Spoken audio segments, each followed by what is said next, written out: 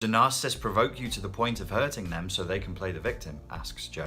Yes, they do. Absolutely. A term that I've heard for this in the last year that seems useful is reactive abuse. So you will be provoked and poked at until you respond angrily, or you respond from a negative emotion, or possibly even an emotional flashback, and then you will be painted as the abuser.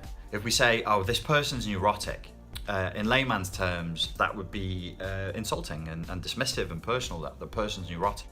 So if I say to you, oh, you have a neurotic pattern of behavior, you'd be like, fuck you, dude, that's rude as hell. Neurotic, rooted in neurosis, rooted in pain, rooted in a non-functional response to reality that probably isn't really based on reality now. It's probably based on trauma from before.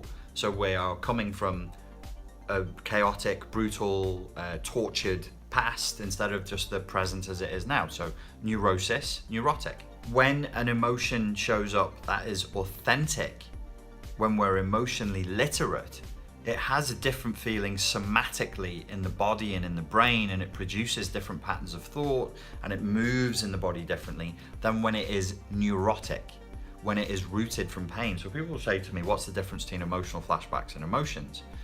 And I would say, well, I know something about you. I know that you're now, I'll go, so you're emotionally illiterate, you're quite numb. And they'll go, oh, how did you know? It is like you are made of psychic man. And I'm like, no, it's that if you can't tell the difference between a real feeling and a flashback, then you're probably quite numb. So your emotional literacy is quite low.